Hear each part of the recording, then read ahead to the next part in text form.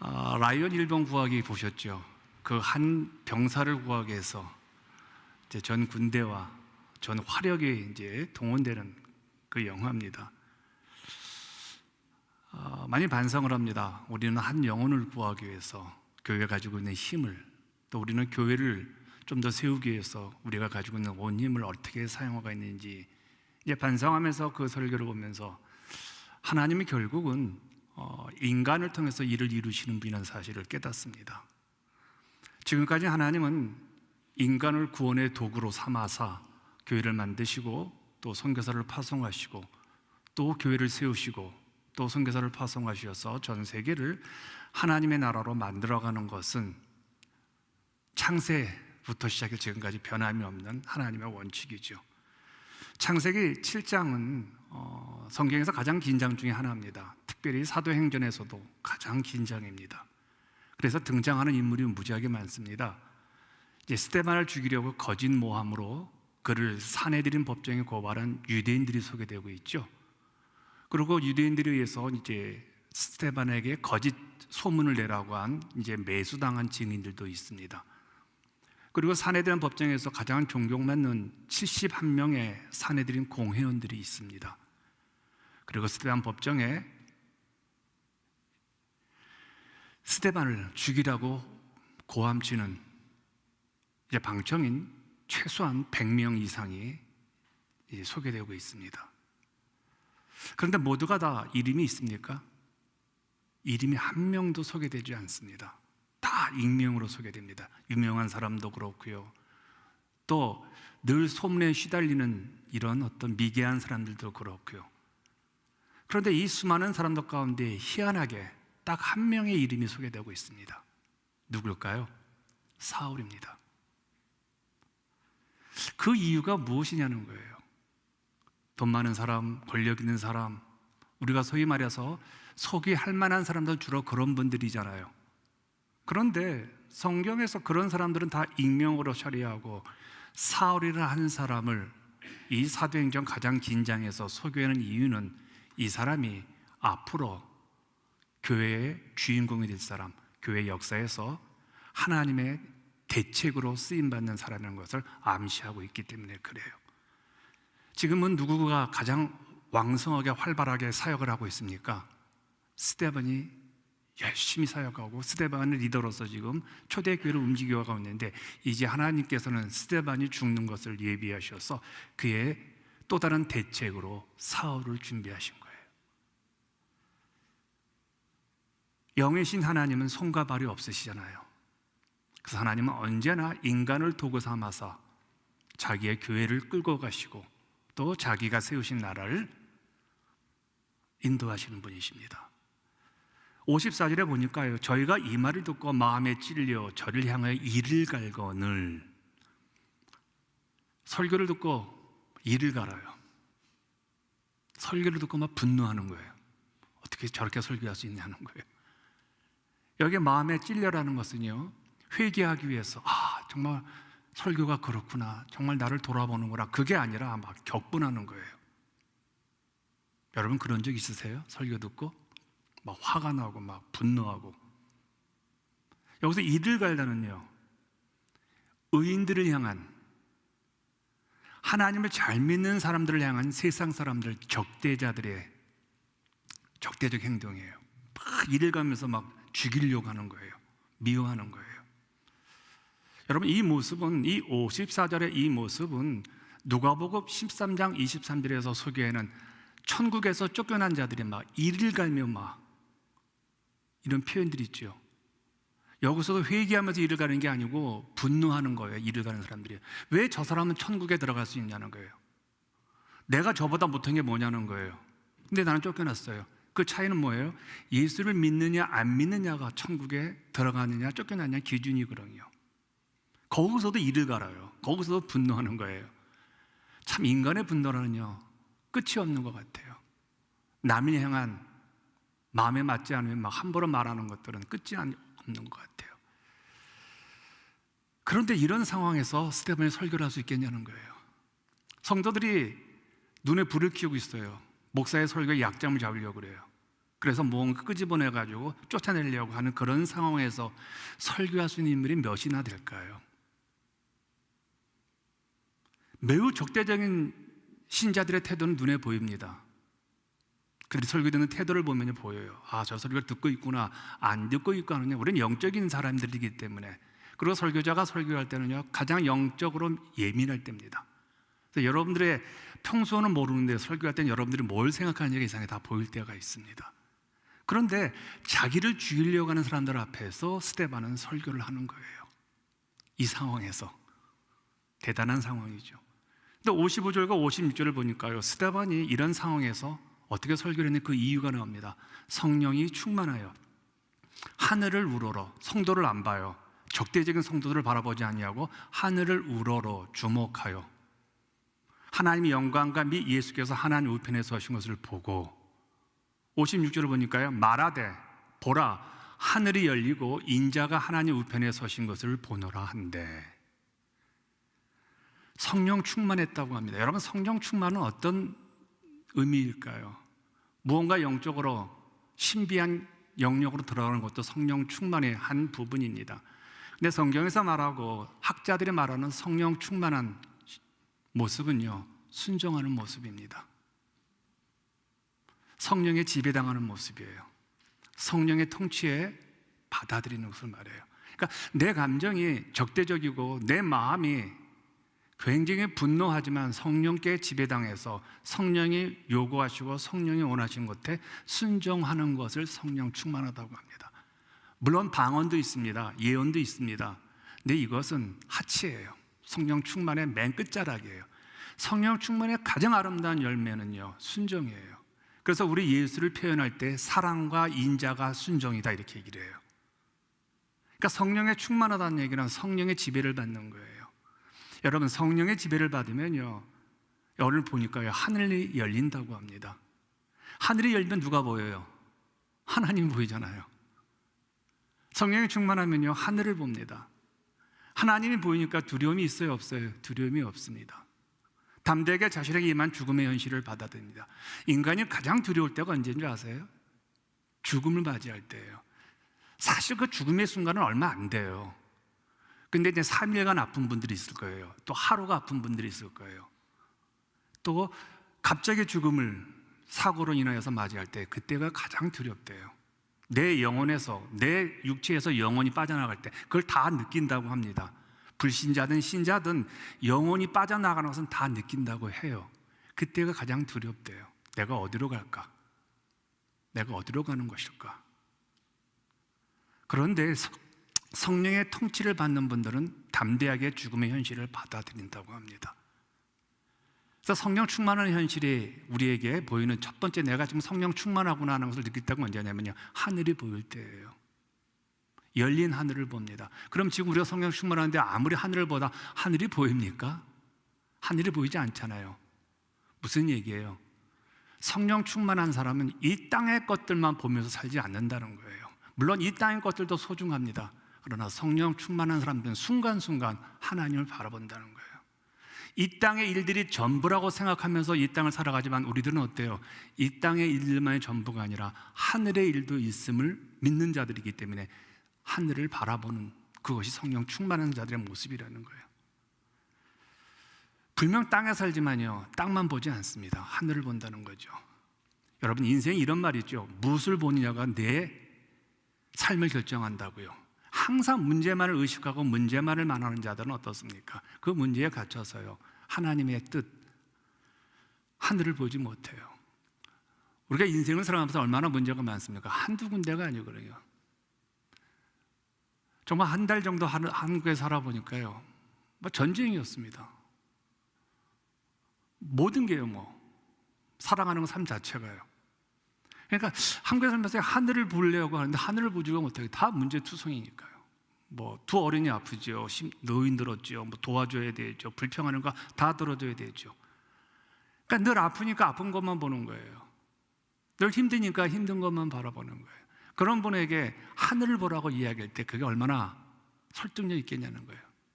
그럼에도 불구하고 우리가 이 하늘을 보는 훈련을 해야 합니다. 이것은 매일같이 해야 됩니다. 가끔은 하늘을 보시길 바랍니다. 하나님을 신뢰하는 것이 하늘을 보는 거잖아요. 지금 이런 상황을 내가 경험하고 있지만 이 안에서도 하나님의 주권과 섭리가 있음을 믿는 것, 이게 성령 충만한 자의 모습이라는 거예요. 우리는 보는 것, 우리의 인생이 달라지죠. 하늘을 볼 수 있다는 것은 굉장한 축복입니다. 하늘을 보면요, 우리 현실엔 차가운 벽, 그리고 우리가 결정을, 우리가 판단을 내려야 될 그것들이 닫혀지질 않습니다. 아, 내가 여기서 살 수 있을까? 아, 내가 여기서 살아날 수 있을까? 내가 버틸 수 있을까? 그런 우리의 판단이요, 하늘을 볼 때요, 그 판단에 지배당하지 않습니다. 아, 저곳에 계신 하나님이 계시는구나라고요. 사방에 의교싸움을 당해도 바울은 실망하지 않는다고 말했습니다. 바울처럼 괴로운 인생, 바울처럼 서러운 인생을 산 사람이 있을까요? 근데도 그는 실망하지 않았다고 합니다. 사방에 다 우겨쌌다고 합니다. 사방에 우겨쌌는데 그가 말합니다. 그러나 하늘은 열려 있다고요. 이게 성령 충만한 자의 비밀이에요. 그래서 성령 충만한 자의 삶은 늘 하나님의 영광을 바라봅니다. 지금 내가 처해 있는 현실에서 하나님은 어떻게 영광 받으실까?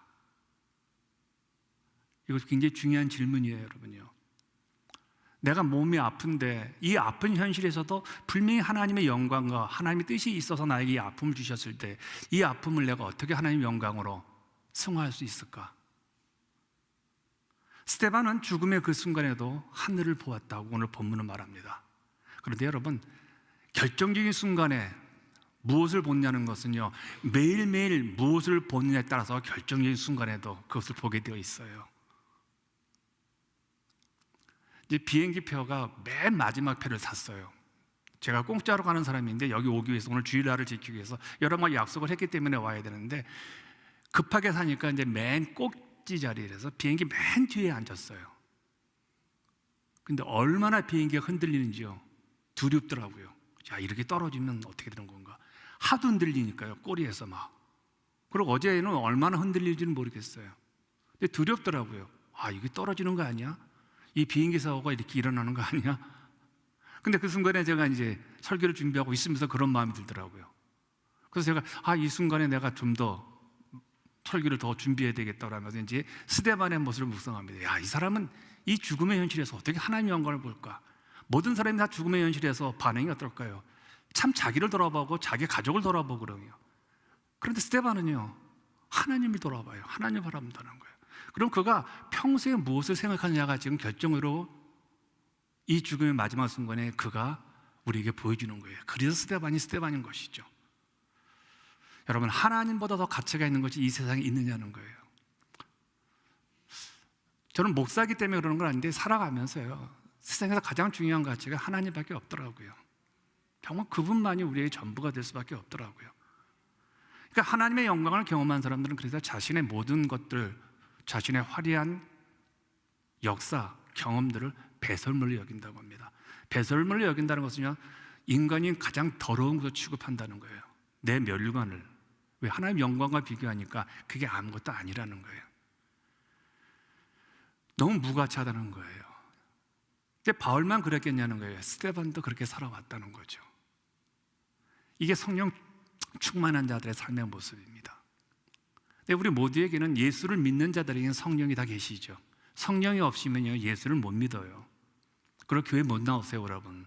내가 성령이 계시냐 안 계시냐는 여러분 지금 이 자리에 앉아 있는 것으로 증명이 되어요. 여러분, 이 자리에 누가 스스로 올 자들이 몇 되겠냐는 거예요. 근데 여러분, 모든 그리스도인이 성령이 있지만 모든 그리스도인이 다 성령 충만한 것은 아니에요. 맞죠? 모두가 다 성령이 있지만 모두가 다 성령 충만, 순종하고 정말 아름답게 믿음의 본을 보이는 사람, 모두가 다 그렇지 않잖아요. 교회 안에서도 보면요, 늘 불순종하고 불평하고 지적질하고 자기가 제일 잘났다는 사람들 많잖아요. 문제는 뭡니까? 성령을 받는 것도 중요하지만 이 성령을 매일매일 내가 모시고 살면서 그분의 지배를 받는 것도 중요하다는 거예요. 그래서 그리스도인들은요, 훈련을 받으셔야 합니다. 끊임없이 훈련을 받으셔야 돼요. 근데 여기서 이제 중요한 게 하나 있습니다. 스데반은 지금 이 순간에 어떤 자의 자격으로 지금 서 있는 겁니까? 설교자의 자격으로 서 있는 거예요. 그러면 성도들도 성령 충만해야 되겠지만 설교자도 성령 충만해야 되죠. 그럼 성령 충만하면 무엇으로 귀결되어 있냐면 순종이라면요, 설교자도 순종함입니다. 하나님의 영이 충만하여 말씀 가운데 임하시면요, 성도들이 찔림을 받습니다. 근데 설교자의 약점이 하나 있습니다. 성도들이 귀를 즐겁게 하려고 그래요. 칭찬을 드리려고요. 내가 설교 잘하는 것으로, 성도들이 내 설교를 좋아하는 것으로. 그러다 보니까 오늘날 성도들이 찔림이 없어요. 그리고 찔림이 있어도 싸우려고 그래요. 목회자와 다투려고 그래요. 어떤 문제 있습니까? 물론 성도들도 성령 충만하지만 설교자들도 성령 충만해야 됩니다. 설교자들은 하나님의 대변자예요. 여러분들의 대변자가 아니에요. 근데 여러분들의 귀를, 여러분의 마음을, 여러분의 상황을 헤아려서 설교한다면 언제 여러분에게 싫은 소리를 하겠냐는 거예요. 언제 여러분의 잘못을 지적하겠냐는 거예요. 그래서 로이드 존슨 목사님이라는 분이 계십니다. 이분은 탁월하신 분이십니다. 이분은 신학도 공부 안 하셨습니다. 웨스트민스터, 소위 말해서 왕실의 의사예요. 영국 왕실에. 그러다 은혜를 받아서 이제 설교자가 되었는데 이분이 이렇게 말을 해요. 아주 강력하게. 성령의 영감을 받아서 하나님의 말씀, 영광스러운 복음을 전달하는 그 연설, 이것이 곧 설교이다. 그러니까 하나님의 영감을 받아서, 하나님의 영을 받아서 전하는 것이 설교라는 거예요. 만약에 모든 설교가 완벽하게 준비되었어요. 참 저 설교가 괜찮은 설교예요. 그런데도 하나님의 영이 그 설교에 날개를 달아주지 않는다면 그 설교는 죽은 설교라는 거예요. 이게 굉장히 우리에게 심각한 도전을 주는 이야기죠. 그래서 요즘 여러분 성령 충만이라는 단어를 많이 한번 생각해 보셔야 합니다. 나는 성령은 있는데 정말 성령의 지배를 받는 자인가? 내 교회 생활은 지금 어떤가? 한번 반성을 해 보셔야 합니다. 스데반은 성령 충만하자, 하늘이 열리자 그 하늘에서 누구를 보냐면요, 예수를 봅니다. 예수께서 하나님 보좌 우편에 앉아 계신 것을 봅니다.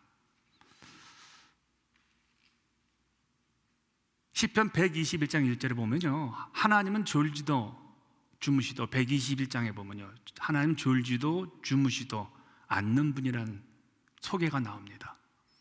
스데반이 지금 죽음을 맞이하는 그 현실에서 하나님은 졸지도 않고 주무시지도 않고 지금 누구를 바라보십니까?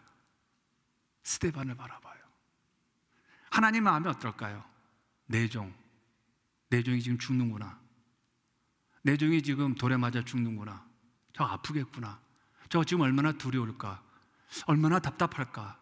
얼마나 현실적으로 암울할까? 그걸 하나님 보시는 거예요. 하나님이 보시는 거예요. 사람이 보는 게 아니라 내가 죽는 순간에 하나님이 나를 보는 것을 느끼는 거예요. 지금 스데반이 그 시를 보는 거예요.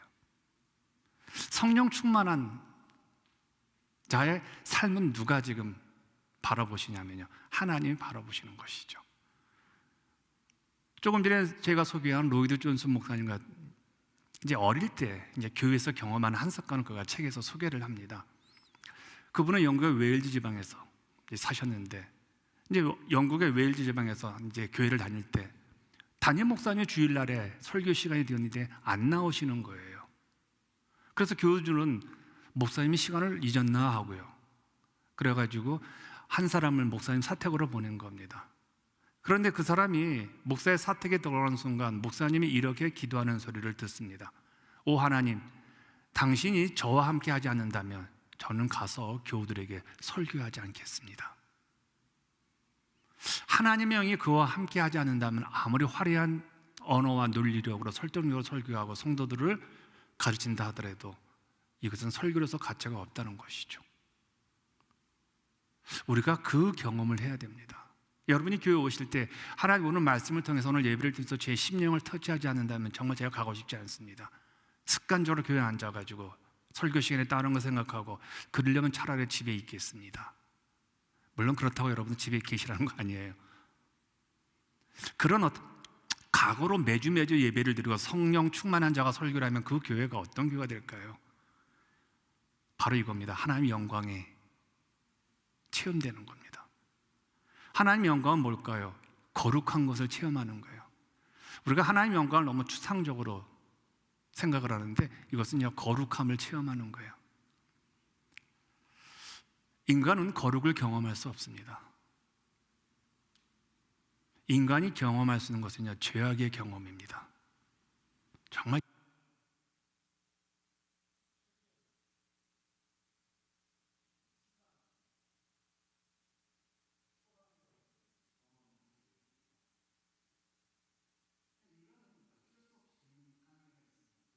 우리가 겪는 모든 것들은 더럽다는 거예요. 여러분 어떤지 모르시겠지만 저는 이제 그런 마음이 듭니다. 내가 매우 더럽다라는 느낌을 가질 때가 있습니다. 좀 지저분하다, 좀 추하다라는 생각을 할 때가 있습니다. 뭐 외모적으로야 뭐 여러분 번듯하지 않습니까? 그런데 생각하는 게 자꾸 한계가 보여요. 물론 좀 더 나은 경험들을 한 분들이 있을 거예요. 성자들이라든지 또 돌을 닦는 분들은, 또 굉장히 위대한 선지자들 같은 분들은 우리보다 좀 더 나은 경험들을 하지만 그들도 철저하게 한계가 있어요. 죄악에 갇혀있는 한계죠. 그런데 이런 인간들에게 경험하는 것 다 죄악이고 주첩하고 초라한 것들인데, 이런 인간들이 하나님 영광을 경험한다는 거예요. 그건 무슨 얘기예요? 우리 안에 누가 들어오시는 거예요? 예수 그리스도가 들어오시는 거예요. 할렐루야. 우리가 무언가 체험한다는 것은 내가 막 신비한 걸 경험하는 것이 아니라 내 안에 예수가 들어오는 것을 내가 믿을 때 나는 하나님의 영광 안으로 들어간 것이고 나는 거룩한 자가 된 거예요. 요한복음 1장에 그런 말이 있잖아요. 하나님 말씀이 되어 우리 육신 가운데 거하며, 여기서 원어는 육신 가운데 거한다는 말은요, 우리 안에 살려고 예수가 우리 안에 집을 짓는다는 거예요. 영어 성경을 보면요, 텐트를 치고 예수가 우리 안에 사신다는 거예요. 그 순간부터 우리는 거룩해진 거예요. 내가 무엇을 해서 거룩해지는 것이 아니라 예수를 믿는 순간에 우리는 거룩해지는 거예요. 주님이 들어오셨으니까 우리가 거룩한 자가 되었잖아요. 그리고 하나님의 영광을 이제 아는 자가 된 거예요. 이 하나님의 영광을 경험한 성령 충만한 이 스데반이 하늘을 보니까 예수님께서 우편에 앉아 계신 것을 보시고, 그런데 우편에서 우리가 늘 생각하잖아요. 앉아 계신다, 그런 표현을 쓰시잖아요. 예수님은 하나님 보좌 우편에 앉아 계신다. 그런데 오늘 스데반의 죽음의 현장에서는 예수께서 앉아 계셨어요? 서서 계셨어요? 서서 계셨어요. 한 인간의 죽음을 예수가 서서 보는 거예요. 예수가 내 죽음을 그렇게 보시면 얼마나 영광스러울까. 저도 언젠가는 죽을 거 아니에요. 뭐 오래오래 살았으면 좋겠지만 건강하게. 근데 이제 많이 아프더라고요. 저도 이제 한국에 가서 병원을 갔는데 와, 비싸더라고요. 보험이 없으니까 15만 원, 70만 원, 뭐 80만 원 받더라고요. 뭐 허리가 좀 아프다니까 허리가 뭐 디스크가 조금 문제가 있다고 그러고, 그래서 왜 그렇습니까? 그랬더니 하루 종일 앉아 계시지 않습니까? 직업이 그러더라고요. 그렇다고. 앉아서 하지 마시라고. 근데 뭐 제가 평생을 제 습관상 한번 제가 앉으면, 책상에 앉으면 8시간, 어떤 때는 그냥 앉아 있어요. 그러면 허리가 뭐 남나겠어요. 근데 이렇게 살아온 내 인생, 좀 내가 경험한 것도 되게 적잖아요. 교회 말고는 제가 경험한 게 뭐가 있어요? 근데 하나님이 내 죽음을 예수가 서서 안타깝게 나를 맞아주려고 하는 이 모습이 그냥 서 있다는 것은요, 앉아 있다는 것은요, 그냥 편안한 관계지만 서서는 안절부절하는 거예요. 그러니까 스데반의 죽음을 주님이 막 안절부절하는 거예요. 그건 제 표현입니다. 근데 섰다는 말이, 서서라는 말은 그렇잖아요. 근데 예수님이 내 죽음을 그렇게 보신다면요, 야, 인간 별거 아니잖아요. 뭐 영광스러운 것도, 잘 나가는 것도 뭐 한순간이라고 하잖아요. 일장춘몽이라고 하잖아요. 청춘이 언제인가 할 정도로 지금 우리가 그렇잖아요. 요즘 제가 한국에 가서 이제 친구들도 만나고 좀 이러는데 단위가요 30년, 20년 단위가 되더라고요. 제 제자들을 만나는데 벌써 30년 전이에요. 그 어떤 제자는 대학생 88년도니까 지금 50대 중반이에요. 어떤 제자는요. 그러니까 지금 연도가 몇 년을 가는 겁니까? 확확 뛰더라고요. 그런 인생에서 남는 게 뭐냐는 거예요. 여러분 잘 생각하셔야 됩니다. 예수가 서서 그 죽음을 맞이한다면요,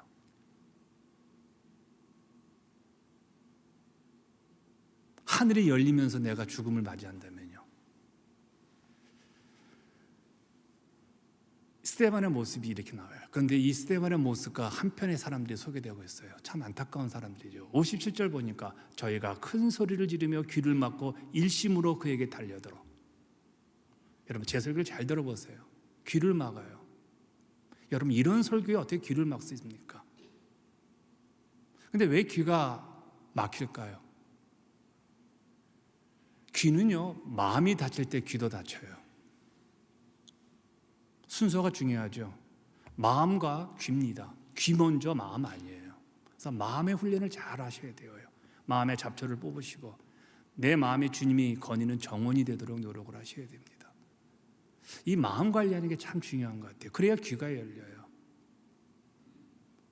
설교를 들을 때 가장 중요한 태도와 자세는 마음인 것 같아요. 여러분 오늘 설교를 어떻게 듣습니까? 뭐 제 설교를 말하는 건 아닙니다. 여러분 설교자의 설교를 어떻게 듣느냐는 거예요. 하나님의 음성으로 듣기 위해서는요, 마음이 열려야 합니다. 그래서 스데반은요, 이 원리를 알았기 때문에 이렇게 말을 했어요. 그들에게 뭐라고 말하면요, 마음과 귀를 할례를 받으라고. 귀를 할례 받으라고 하지 않고요, 마음과 귀를 할례 받으라고 해요. 할례를 받는다는 건 뭐예요? 버린다는 거거든요. 내 마음을 깎는다는 거거든요. 그런데 이게 잘 안 되나 봐요. 우리들이 마음이 안 열리는가 봐요. 그래서 58절 보니까요, 성박에 내치고, 어떻게 사람을 성박으로 내칩니까? 물건도 아닌데 막 미는 거예요. 여러분 화나면 막 밀잖아요. 뭔데 네가 뭔데 막 이렇게 밀잖아요. 그래가지고 코너로 몰리잖아요. 이건 분노할 때거든요. 여러분 사람을 민다는 것은 그냥 짐짝 취급한다는 거거든요. 상대와 대화할 때 막 화를 내면 이런 것들이요. 근데 거기다가 이제 뭡니까? 돌을 들어서 죽이려고 합니다. 여기다가 또 하나 중요한 문제가 있죠. 옷을 벗어요. 하도 화가 나니까 이제 땀이 나잖아요. 분노하니까 그 옷을 벗어요. 그리고 드디어 사울이라는 하나님의 비밀병기 앞에 옷을 내려놓아요. 이 모습은요, 성박에 내치고 돌을 치우고 이런 것은요, 예수님이 죽일 때와 거의 유사합니다. 누가복음 4장을 보시면요, 이렇게 예수님을 죽이셨어요. 돌로 칠세. 이건 레위기의 죄인들을 죽이는 심판의 장면이죠. 왜 제자들이, 예수의 제자들의 유대인들도요, 그렇잖아요. 하나님 믿는 자들이에요. 근데 왜 돌로 스데반을 죽일까요? 이유는 단 하나입니다. 성령의 음성을 듣기 싫기 때문에 그래요. 성령의 음성이 듣기 싫으면요, 참 미워요. 그 사람이, 설교자가 미워요. 옳은 말만 하는 설교를 들을 때는요, 마음이 아프어요. 그러니까 미워지는 거예요. 왜 저런 얘기를 하실까? 좀 우리를 좀 위로 좀 해주시지. 좀 우리를 좀 더 알아주시지. 그러니까 스데반이 얼마나 믿겠어요. 너네들은 아니라는 거예요. 너네들은. 그리고 이 성전은 이제 다 없어진다는 거예요. 하나님이 이 성전에 계시지 않는다는 거예요. 성전 하나만을 평생을 주장했던 자들이 이 유대인들이에요. 하나님 계신 그 성전을 짓기 위해서 얼마나 애를 썼는데요. 그런데 스데반은 뭐라고 말합니까? 우리의 마음속에 예수가 계시는 게 중요하지 교회가 중요하지 않다는 얘기를 하는 거예요. 그게 얼마나 밉겠어요. 그리고 이 성전을 통해서 얼마나 장사를 많이 했습니까? 돈도 많이 벌었잖아요. 그런데 그 성전을 인정하지 않는 거예요. 그러니 저들이 얼마나 믿겠어요. 내가 평소에 믿어왔던 내 믿음을 산산조각 나는 거예요. 내가 평소에 내가 따랐던 내 믿음의 습관을 그게 아니라고 막, 그러니 얼마나 믿겠어요. 그러니 결국은 죽이려고 하는 것이죠. 그러니까 옷을 벗어, 그러니까 화가 나니까 이분들 다 옷을 벗어요. 죽이려는 자들이요. 수백 명이요. 그 옷을 누구의 발밑에 두냐면요, 사울에게 발밑에 둬요. 무슨 얘기예요? 사울의 리더십을 인정하는 거예요. 그렇다면 이 모임을 주도적으로 지금 끌고 나가는 사람이 누구예요? 사울이라는 거예요. 스데반을 죽이려는 이 음모의 한복판에 누가 있냐면요, 사울이라는 사람이 있는 거예요. 여러분 옷을 발밑에 둔다는 것은 사도행전의 교회에서 굉장히 익숙한 행위예요. 사도들이 재산을 팔아, 사도들이 집을 팔아, 사도들이 모든 물질을 누구의 발밑에 두었어요? 사도들의 발밑에 두었다는 것은 자기들의 물질 소유권, 자기들의 물질의 결정권을 누구한테 두었다는 거예요? 사도들에게 두었다는 거예요. 여기서도 마찬가지로 자기들의 옷을 사울의 발밑에 두었다는 것은 당신이 우리의 리더들입니다. 당신이 우리의 지도자입니다. 사울을 인정하는 거예요. 근데 여기서 한번 영화를 한번 여러분이 영화를 제작하신다면 그림을 한번 그려보세요. 한 사람은 당시 최고의 기독교를 변증하는 목사도 아니에요. 예수님의 제자 사도도 아니에요. 리더예요. 그냥 한 평범한 리더예요. 근데 이 평범한 리더지만 예수 그리스도를 그냥 증명하는 한 사람은 스데반이고요.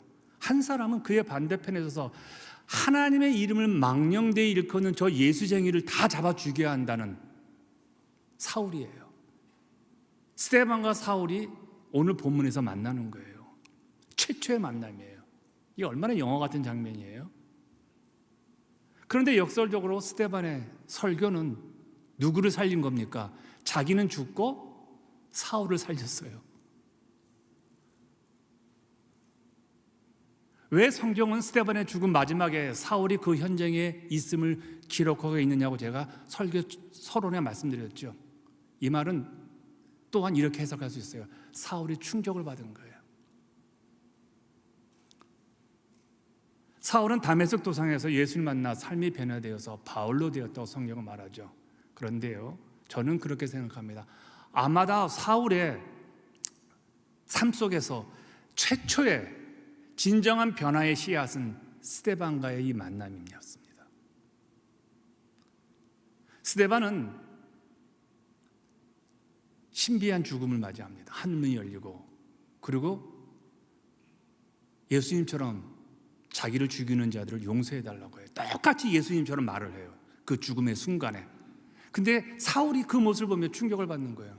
저 사람은 예수가 아닌데 어떻게 예수처럼 저렇게 말하고 예수처럼 저렇게 사냐는 거예요. 분명 그의 죽음은 패배자예요. 자기들이 죽였잖아요. 돌로 맞아 죽는 거예요. 그런데 이상하게 이 사울의 마음속에는 스데반이 패배자가 아닌 거예요. 우리가 패배한 것 같아요. 예수를 잘못 믿는 우리가 패배한 것이고 저 사람이 승리자 같다는 거예요. 자신들이 이겼다고 생각했는데 야, 이건 삶이 이게 아닌가라고 생각이 든 거예요. 사울은 충격을 받습니다. 어떻게 한 사람의 죽음이 저렇게 신비할 수 있을까? 어떻게 한 사람이 저렇게 엄청난 고통 속에서 저렇게 예수를 믿을 수 있을까? 스데반의 이 마지막 모습이 사울의 근본을 흔들어 버립니다.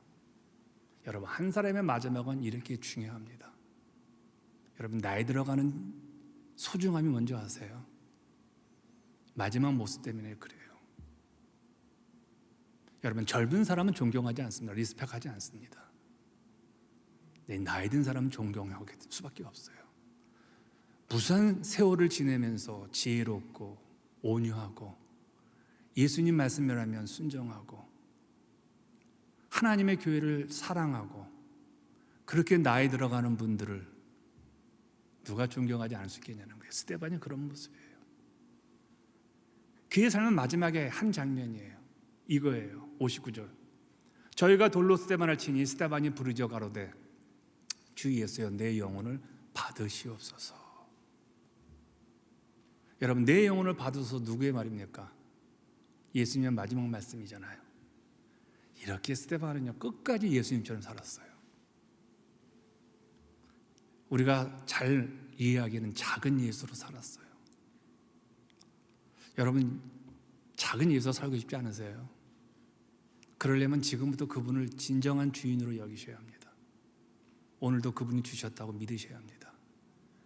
그리고 여러분이 당하는 고통도 주님이 주셨다고 믿으셔야 합니다. 우리 인생은 그분이 허락하지 않으시면요 올 수 있는 게 아무것도 없습니다. 행복도 절망도 성공도 실패도 건강함도 병듦도 태어나는 것도 죽는 것도 그분이 허락하셔야만이 우리는 사는 거예요. 그 허락하신 인생에서 사는 거예요. 내 인생이 그렇게 허락했다면 그렇게 사셔야 돼요. 내 목회가 그렇게 하나님 허락하셨다면 그걸 어디에다가 불평하겠냐는 거예요. 그분이 주신 것이고 그분이 허락하신 거라면 누리셔야죠. 감사하셔야죠. 죽음도 감사할 수 있고 병듦도 감사할 수 있고 나이 들어서 무너지는 것도 감사할 수 있는 게, 그래서 이 모습이 사람들에게는 리스펙 되는 거예요. 야, 저렇게 예수 믿는구나. 그러자 60절에 이제 어떡합니까? 무릎을 꿇고 크게 불러 가로되 주여 이 죄를 저들에게 돌리지 마옵소서. 이 말을 하고 자니라. 이 죄를 저들에게 돌리지 마옵소서. 누구의 얘기예요? 예수의 얘기예요. 정말 예수님처럼 살았어요. 우리의 마지막 말이 무엇이 되어야 할까요? 한 사람의 마지막 생의 마지막 말은 용서가 되어야죠. 저주하면 안 되잖아요. 근데 마지막에 용서가 될까요? 지금부터 푸셔야 합니다. 맥힌 것이 있으면 푸셔야 되고, 지금부터 용서가 흘러갈 수 있도록 해야 마지막에 용서할 수 있죠. 그러니까 미움의 현실, 우리는 미워할 수밖에 없어요. 상황 자체가 내가 원하는 되지 않으니까. 그리고 성격들이 다 있잖아요, 우리가 다. 그런데 그리스도인의 마지막 언어는 용서라는 것을 우리가 또 한 번 배우게 되어지죠. 자, 이렇게 살았어요. 스데반은요. 죽었어요. 우리는 죽었다고 말을 해요. 그런데 성경은 그를 잔다고 얘기해요. 왜요? 죽은 자라는 우리의 설교에서, 오늘 제 삶 속에서, 여러분의 삶 속에서, 성경에서 이분은 소개되지 않을 겁니다. 근데 오늘도 제가 끄집어내자요, 이분을요. 2000년 전에 살았던 이 인물을 오늘 꺼내서 우리 한번 이렇게 살아봅시다라고 얘기하잖아요. 이게 잔다고 표현입니다. 누군가 제 설교, 누군가 제가 살았던 삶이고, 예전에 양승원 목사는 이렇게 설교했습니다, 이렇게 살았던 것 같습니다라고 끝나면 저는 죽은 게 아니잖아요. 저는 자는 거잖아요. 그분이 저를 다시 깨워서 또 이 역사의 현장에 소원한 거잖아요. 우리 후손들이, 우리 후배들이, 또 제 뒤에 있는 어떤 목사들이 이 교회 와가지고 어느 집사님, 어느 권사님은 이렇게 사역을 하셨어요. 그 어려울 때 이렇게 봉사하셨어요. 그 어려울 때 그분은 정말 헌신적으로 교회, 힘들 때 교회를 위해서 몸으로, 재정으로 이렇게 사셨어요. 그러면 우리 교회가 존재하는, 예수가 재림하는 그날까지 그분은 죽은 게 아니잖아요. 주무시고 계시는 거잖아요. 여러분, 죽는 사람과 자는 사람은 다르잖아요. 여러분과 제가 우리 교회 역사에서, 세상 사람들은 몰라요. 여러분 이 이민교회, 이 버지니아 지역에서 여러분 그런 신경 쓰지 마세요. 우리 교회에서 나는 어떤 사람으로 성도들에게, 목사님에게 기억될 것인가. 이렇게 자기의 마지막 말과 자기의 생애와 평상시에 예수로 살아가는 사람들은 죽은 생애가 아니고, 어떻게 이렇게 감히 이렇게 영향력이 있는데, 한 교회가 그분을 기억하는데, 하나님의 몸인 공동체가 그분을 기억하는데, 하나님의 성도들이 그분을 기억하는데 그가 왜 죽었어요? 산자지요. 스데반의 설교와 스데반의 삶은 이렇게 당시 사울뿐만 아니라 오늘 우리들에게 영향력을 주었습니다. 오늘 설교 결론입니다. 한 사람의 삶의 의미는요, 저는 이렇게 생각합니다. 길이가 아니라 얼마나 오래 살았느냐, 그것도 중요하지만 저는 영향력이라고 생각합니다. 인플루언스. 스데반은 정말 짧은 생애를 살았어요. 좀 아까운 사람이에요. 그렇지만 어떤 인생보다 위대한 영향력을 끼쳤습니다. 누구요? 사울을, 하나님의 정말 비책이라고 할까요? 하나님의 대책인 한 사람을 세워놓고 사라졌어요. 스데반이 몇 살 산 것 같아요? 예수님과 똑같은 나이에 돌아가셨어요. 근데 그는 정말 영광스러운 생애를 살았던 인물이에요. 우리 인생에서 여러분 늘 질문할 게 하나 있습니다. 나는 누구에게 어떤 영향력을 주고 있느냐? 나쁜 영향은 말고요. 욕하고 소문내고 남 험담하고, 이건 누구나 할 수 있는 거예요. 나는 어떤 사람에게 예수 믿는 삶을 보여주고 살아가는가? 우리 가정은, 그리고 저 가정은, 우리 목사님은 나를 어떻게 평가하실까? 저분은 영적인 사람인데 정말 나를 일꾼으로 보고 계실까? 아니면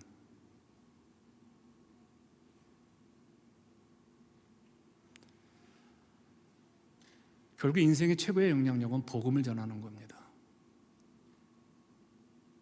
복음을 전하는 거, 이것만큼 중요한 게 없습니다. 한 사람을 지옥생에서 천국생으로 바꿔놓는 거잖아요. 이건 여러분 피할 수 없습니다. 예수 믿는 사람들이 내 눈에 안 보인다고요? 그럼 기도하세요. 하나님, 복음 전할 수 있는 사람을 만나게 해달라고요. 저는 어제 맨 뒤에 앉았는데 제 옆에 있는 분이 이제 위스콘신, 그래서 우리 최병찬 목사님 지역에서 한국을 처음 방문했대, 일주일간요. 그러면서 이제 한국에 대해서 너무너무 자랑을 하더라고요. 그리고 놀랍게도 서브웨이를 처음 타봤대요. 그래서 내가 위스콘신에는 지하철이 없습니까? 그러니까 없을 것 같아요. 놀랍다고 이제 설명을 하더라고요. 서로 막 이제 심심하니까. 그래서 제가 이제 이걸 켜놓고 설교 치니까 너 한국어를 뭐 하는 거냐고 그래서 제가 설교하는 거라고 그랬어요. 근데 이분이 한국에 가가지고 절을 갔는데 너무 임프레시브 했다는 거예요. 감동을 받았다는 거예요. 그러니까 지금 안에서 막 뭐가 끌어오르는 거예요. 그래서 교회 얘기를 하려고 그랬더니 딱 막더라고요.